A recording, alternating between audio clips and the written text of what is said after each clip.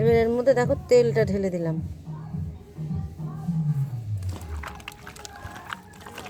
দেখো মাখিয়ে নিলাম। দেখো আলুগুলো দিয়ে দিলাম, দিয়ে এর মধ্যে ভালো করে সব মাখিয়ে নেব।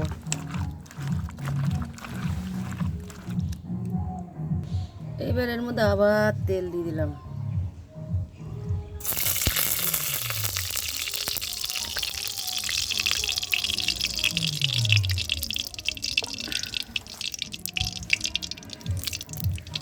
এবার মাংস মাখানোটা ঢেলে দিলাম।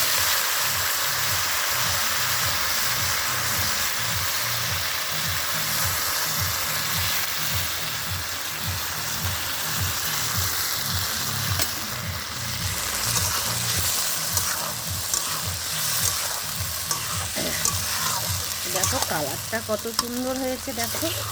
তো মাথাটা যদি কেউ এভাবে রান্না করে, এভাবে একদিন রান্না করে খেয়ে দেখবে কেমন লাগে। তো আমি এরমই রান্না করলাম, আগে আলু ভেজে তুলিনি, তো একসাথে মশলা মাখিয়ে তো এর মধ্যে একভাবে চাপিয়ে দিলাম। এর মধ্যে শুধু খাসির মাথা না, তার মধ্যে আমাদের 250 গ্রাম মাংস আছে, 250 গ্রাম মাথা আছে। এটা হচ্ছে মাথার গিলু, মানে চর্বি আর ইয়ে।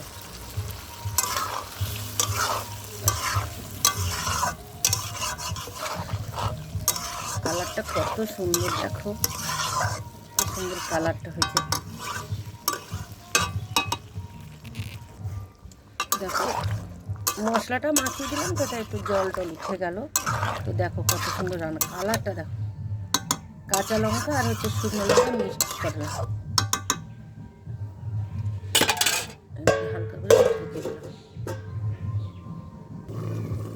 দেখি কতটা হয়েছে দেখো,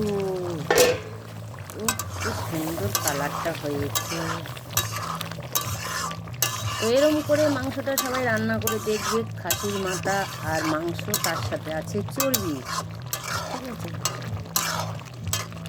খেতে তো, কারণ এটা কিন্তু কাঁচা লঙ্কা শুকনো লঙ্কা দিয়ে মিশিয়ে মিক্সচার করে দিলাম। তোমরা বাড়িতেও এইভাবে করে রাখবে, ভালো লাগলে রেসিপিটা লাইক কমেন্ট শেয়ার করবে, ঠিক আছে।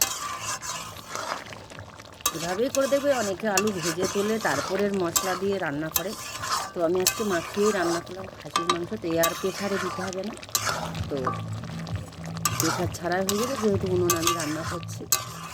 প্রেসার তো তার কালি করা যাবে না মাছ, এই কালি করলে তো খুব কষ্ট হয় মাছ দিয়ে, কিন্তু করি, কতগুলো কাঠ খড়ি এনেছে বাবু।